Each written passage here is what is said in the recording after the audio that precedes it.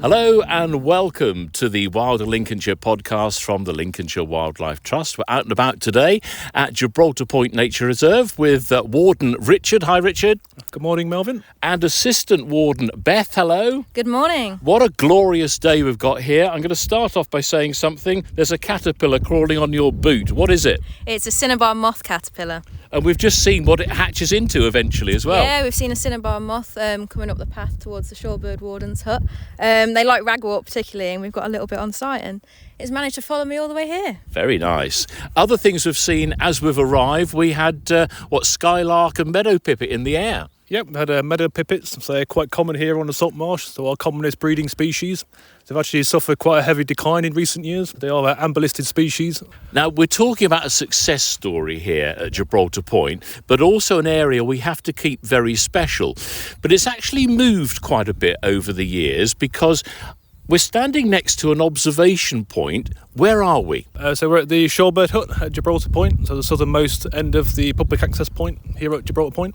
And this building here, quite a small building, was used for what? Yeah, so we used to use this hut quite a few years ago. So in the 1950s, this was the main sort of breeding habitat for little terns. So what you would do is you would sleep in the shorebird hut, so doing night shifts, day shifts as well. So you'd be out there monitoring the birds day to day. You would also do all your observations from there as well, so you wouldn't disturb the birds so much. What's incredible is, what you're saying is, this was where the birds were nesting. Yeah, definitely. Yeah, so in the 1950s, it was the main breeding site for little terns. And what's happened, because of the nature of the area, the land has shifted. So what's caused that? Yeah, so it's quite dynamic habitat, most of the coast. So basically you've got quite a lot of accretion, so where the land's sort of spreading further south. So as you gain more land, you also lose a bit of land as well. So I've noticed here at Gibraltar Point, the habitat's very much shifted. So it's now much further south, so about a mile south of where it used to be. So on the Millennium Ridge, which is now the main habitat for little terns. And what would we call that? Is that known as a spit, or is it not what we've got here? Yeah, so it's kind of like a natural ridge, so we call them ridges. So the one here is the old spit. So kind of variations, some are spit, some are ridges. So if we look to our right now, this is the outer ridge. This was formed, so the old spit behind us was 1950s. And the outer ridge across here, that was in the 1980s that was formed. And then beyond that, you got the Millennium Ridge, which is the current nesting site for little terns. That was formed in 2000.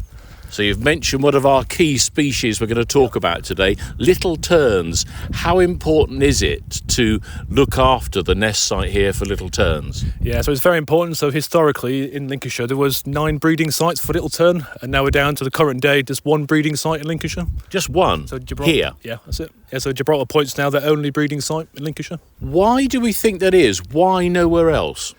So it's a mixture of things. So there's quite a few factors that influence the decline in little terns. So one thing's the habitat changes. So also like onshore storms in the winter.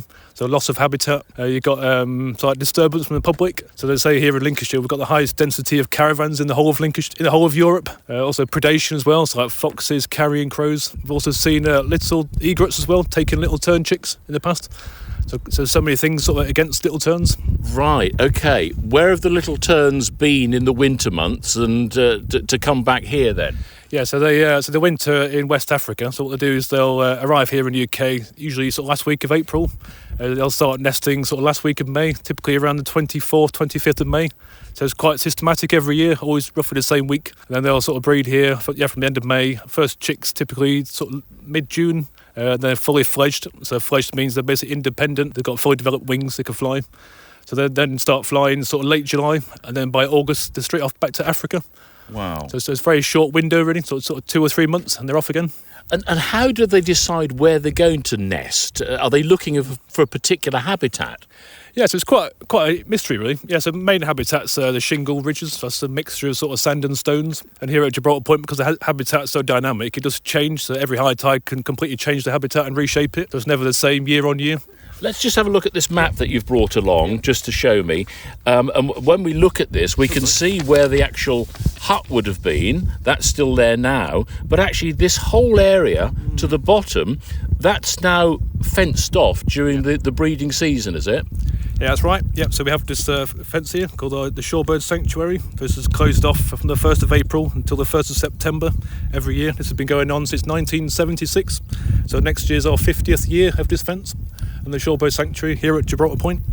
See, I was imagining an area sort of like 50 metres by 50 metres, but there's no guarantee the birds would nest within that site.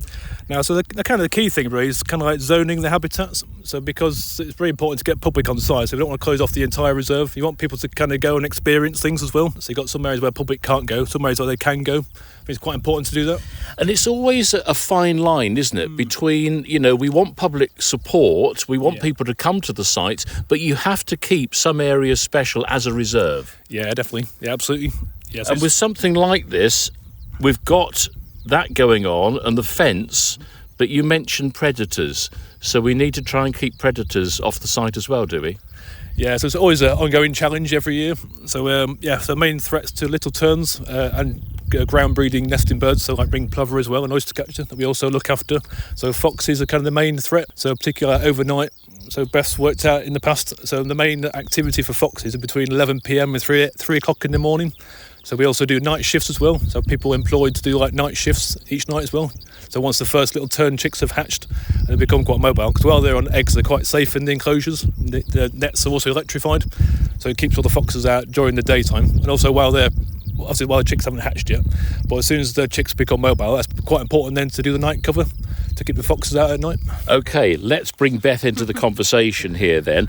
So one of your volunteer roles was looking after the birds that were nesting on the shoreline. So tell me how you got involved with that to start with. Well, I was shorebird warden in 2023, so essentially I was residential volunteering in 2019 as well for a brief stint during the summer and helping out as best as I could on the beach, as well as doing other reserve work. But primarily during 23, when I was the warden, I was out here looking after the birds, making sure that nothing was trying to eat them or anything like that. People getting into the sanctuary were kept out, but it was quite heavy for predator pressure.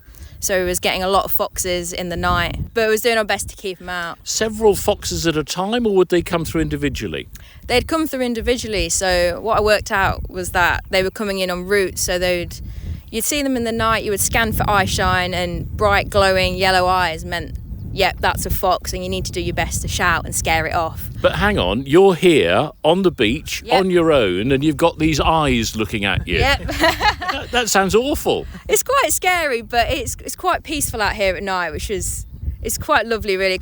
Quite different to in the daytime, but you've got a job to do, and these birds need protecting, and if I can shout fox away, I'll do my best to try. Okay, so what do you're looking out for the fox? Yep. What do you then do? Have you got a football rattle? What do you do? We shout. We've tried an air horn in the past, but we've got a big torch essentially, so we scan the marsh for eye shine, and we're picking up different colours. So hares frequent the beach quite a lot, which you often don't expect. And hares on the beach? Hares on the beach, yeah. Right. Deer as well, which you also don't expect.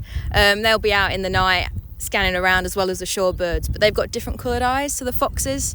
So the foxes really are quite glowing yellow, and you're scanning for them, you see them, you start shouting to try and make as much noise as possible to scare them off, and obviously scanning them with the torch as well to make sure they know you're there, the shorebirds are protected.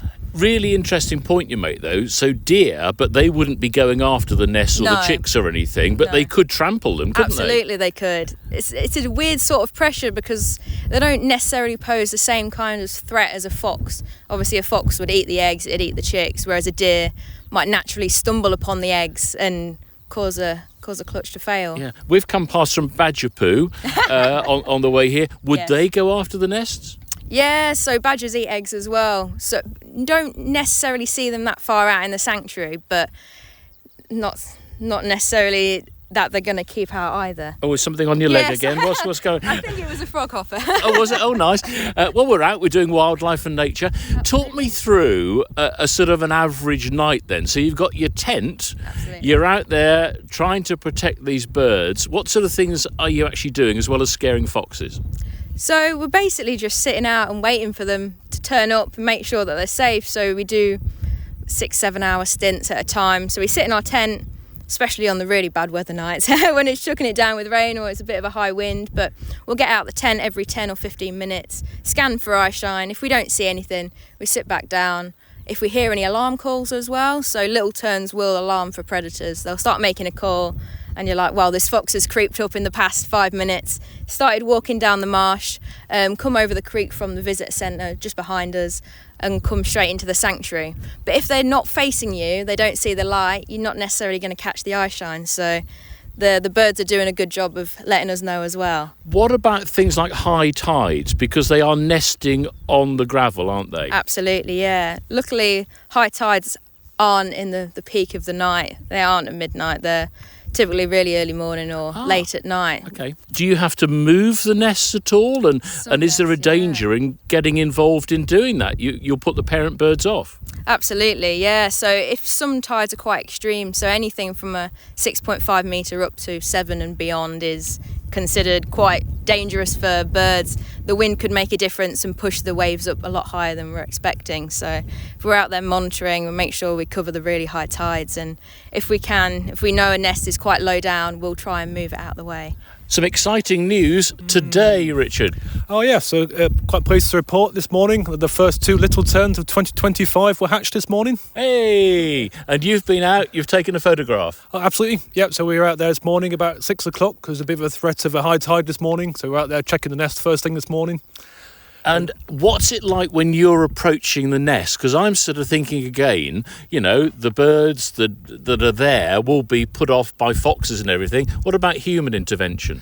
Yeah, so it's quite an interesting one. So in terms of the intervention side of things, we only tend to intervene if absolutely necessary. So like as Beth was saying about the high tide, so you wouldn't do any sort of protection methods unless you absolutely had to. So say if that nest was definitely doomed, it wasn't going to survive, then we would intervene and put sort of protection methods in place, so like cages or platforms or nests. Yeah. Now, you're warden now, but you've actually been involved with the night shifts as well in the past, haven't you? Oh, yeah, absolutely, yeah. So from 2014 up until 2018, yeah, quite a long time. So 6 years, is it? Wow, my goodness.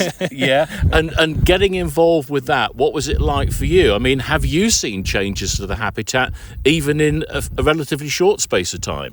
Oh, yeah, absolutely. So, the main breeding habitat, I'm trying to show you on the map just now. Yeah. So this is the Millennium Ridge. So there's a series of sort of shingle ridges across here. Yeah. This is known as the Millennium Ridge Finger. Right. We also had another ridge here called the Millennium Ridge Spur. So these were the main 2 breeding sites for little terns and ring plover in the past. And then over the last 5 years or so, this old shingle ridge here is basically got smothered in sand. Marrow grass has taken hold, completely taken over all the shingle ridge. It's no longer suitable now for breeding birds. That's completely gone just in my time here. Oh my goodness! Last sort of 10 years. And you mentioned the marrow grass there. That's essential to hold the sand together, isn't it? Yeah, definitely. Yeah, so it's basically the main species to come in. So once the sand ridge is formed, the marrow grass is the builder and binder of the sand dunes. So the first species that comes in.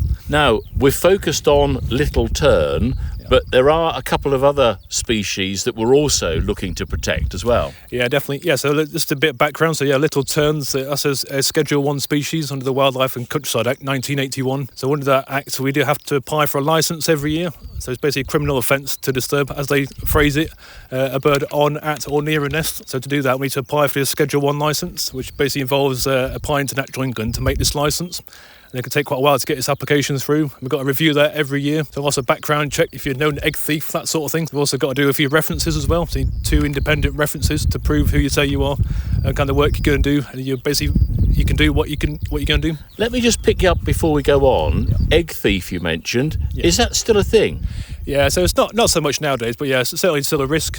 So there's been a few sites in the country the last few years, so certain occasional instances with egg thieves, but yeah, not quite as much as it used to be in the past. Okay, so little terns, what else are we looking after? So we've also got a ring plover. So in Lincolnshire, historically, there was quite a few breeding sites, as well as little terns. So now in Lincolnshire as a whole, so Gibraltar Point's probably got about 90% of the ring plover population in Lincolnshire. Right. So it's basically most of those breeding pairs are here in the shorebird sanctuary. So it shows the importance of the shorebird sanctuary, sort of year on year. But will some nest outside the sanctuary?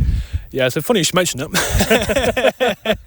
So usually when we do find occasional nests, so like ring plover and little terns, so in the shorebird sanctuary as well, you kind of put like electric flexi net, we call it. So it's a 50-metre flexi net around the nest to keep the foxes out. Then you often find like a week or so after, you might find another nest, but it's just outside the fence. Right. So yeah, every year always challenges. Also to the north of the reserve, so just ahead of us here, you've got the Greenshanks Creek. Oh, got you, yes, yeah. So this area is very much quite high intervention, so lots of like management day to day, whereas up at the Greenshanks Creek, so it's very much like non-intervention, so quite a few ring plover nests up there, so like 6 or 7 breeding pairs. But you can't set up an area and hope they're going to nest within your area, can you? You can't. So we have sort of thought about doing that in the past, like setting up some nets just so before the birds arrive in late April and just seeing what happens. Maybe they might choose to nest in those areas. Yeah. But the problem is most habitats quite isolated, so you get a nice shingle patch here and there. There's not really one big area. Now, the other species we're talking about, Beth, is oyster catcher, and you've been quite involved with a rather exciting project, haven't you? Absolutely. So in 2023 there's been a lot of talk about oyster catcher platforms, and we essentially do that for little terns anyway. So we'll raise little terns up onto a box and up onto stilts to basically stop them from getting foxed or from avoiding the tides. But it's not really been done for oyster catchers before, and I thought in my year, let's do it, let's see what comes of it. And so we go through a process of basically moving the eggs in the nest for an oyster catcher with all the stones that they use to mark their nest out into the box, kind of built up around the sand, so they get used to the shape of the box, so they know, oh, that's my nest, I'm still in the same spot but I've got this weird square around me. They get used to the square, we take the sand around from the outside, they know, oh, my nest is actually a box, that's fine, I'm still going to nest there. And then we raise them up. And we did that in 2023, and that was the first successful pair of oyster catchers in the sanctuary for quite a number of years. And we've just actually seen that raised box, because it's still there, isn't it? It's just over the way in the sanctuary, Yeah. and you can see it from the main paths as well. And I was looking through the binoculars. Did I see the head of an oyster catcher in there? Absolutely, you did, yeah. So last year and this year, they've chosen to nest in the box themselves. The same birds? We think it's the same pair, yeah. They must have realised this was a great idea. I'm safe from the tide, I'm safe from the foxes. There's a little pressure coming only from aerial predators. And oyster catchers are quite good at scaring things away as well, so they'll go after anything from kestrels, sparrowhawks, buzzards, anything like that. See, oyster catcher, they're quite a big bird compared to the other two species, aren't they? Absolutely, yeah. Quite a lot bigger, so they're quite easy to spot in comparison. So they're big, well, I say big, but a black and white bird with a really bright orangey red beak. And very distinctive call. Absolutely, yeah. Yeah, I love it. Yeah, so as Beth was saying, they're really good bodyguard species. So as soon as the crow comes in, like ring plovers are quite sort of cowardly birds. They kind of run away off the nest, don't really fight the predators, whereas the oyster catchers will go straight at the crows. So they're really good at keeping the crows away, which then benefits the little terns and ring plovers. What is it about the site here, Beth, that you find so special, and the fact that the work that you've been doing and are now doing as Assistant Warden? Everything, really. It is one of them sites that there is something new to learn every day. It's never a dull moment. Like we saw a photo recently from a local birder that took a photo of a moorhen eating an egg from a little ring plover nest on the wetlands here. Wow. Yeah. And you just wouldn't think that would happen either, would not at all. you? No, they usually go after insects and things like that. But obviously, if there's not enough food around for them, I guess they'll scavenge for new things. But seeing new insects as well, obviously really small invertebrates kicking around. I always keep my eyes peeled in case we find something new for the site, but every day is a school day here, and it's absolutely fabulous. It is indeed, but, you know, special times, and I suppose a message for members of the public, there is a reason that you have part of the reserve sort of keyed off at this time of the year.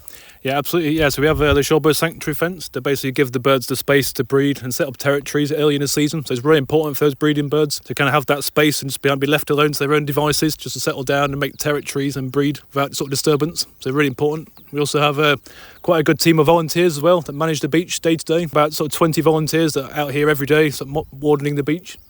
So on the beach, for example, the fence, because the tide goes out so far as well, we do have a bit of a gap. So where the fence ends in the bottom of the beach, there's always this gap that people might walk through and get into the shorebird sanctuary.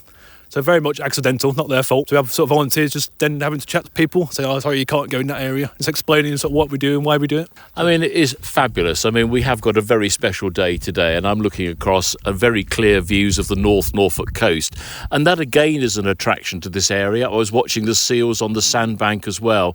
Very, very special place to work, isn't it? Oh, yeah. Yeah, I was so lucky, really, having this job. And as we've heard, both yourself and Beth, you started off as volunteers, you got involved on the site here. It's an opportunity for people involved with nature to come and take part in activities. Yeah, absolutely. Yeah, so every year since 1976, we've had a shorebird warden here. So it's quite a nice sort of progression into your career. So after you've done like your degrees or university studies, you can then come here for that sort of first job, that first step in the door. Got you a job, Beth. Absolutely, it did. I'm liking that. And got some key people jobs as well. Who have we got mentioned on these reports here? 1996, who's that? Yeah, so we've got here a report from Lee Marshall. So shout out to Lee, who was a volunteer here, then became the shorebird warden in 1996. So Lee then moved on to Welney, became the visitor centre manager at Welney on the Used Washes for the Wildfowl Wetlands Trust, and is now head of reserves for Wildfowl Wetlands Trust. My word. And somebody else here that I've come across several times, we're talking about Dave Bromwich, who I remember interviewing when he was warden at Wisby, but he's actually also been involved here then. So Dave Bromwich was here as the shorebird warden in 1980. So he won't want us reminding everybody it was 1980 though, will he? That's before I was born in 1992. Oh, Dave, you're going to have to get your own back on that one. But it is fascinating that we've got all these records as well. And I notice in here, this is actually a sketch drawing, a hand drawing of the location. Yes, that's a very good spot, actually. Yeah, so you see here, so we're standing currently just here at the shorebird hut on the map. So you can see this was the main little tern breeding site here at Gibraltar Point. This is the old spit just behind us. And you can sort of see this might indicate a bit of vegetation coming in. So as it became salt marsh, so the start of the salt marsh coming in. I wonder if Dave Bromwich has still got those crayons he used for that drawing. Yeah. We'll have to ask him. We will, yeah. We'll have to ask him. I mean, if people want to know more about careers in conservation or getting involved as a volunteer, what's the best thing to do? Always after volunteers, so people doing sort of like beach patrol on the beach, also like monitoring the birds, doing like early shifts. If anybody's interested in doing that, they could email our email address, so it's gibnr@linkstrust.co.uk. Very good. That'll be excellent. Richard, Beth, thank you both very much indeed. We've got birds tweeting in the background. What a way to finish off this latest Lincolnshire Wildlife Trust Wilder Lincolnshire podcast.